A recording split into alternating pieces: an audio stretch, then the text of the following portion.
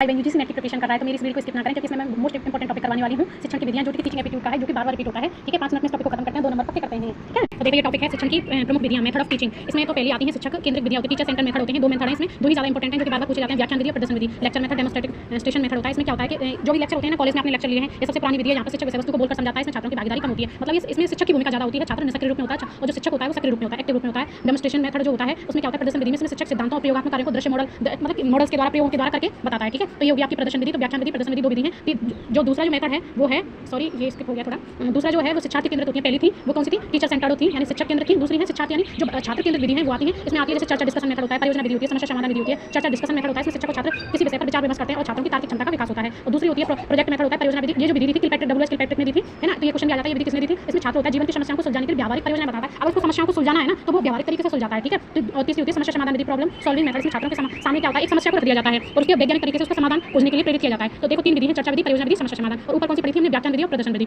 तीसरी पढ़ते हैं ऑफलाइन बनाम ऑनलाइन विधि।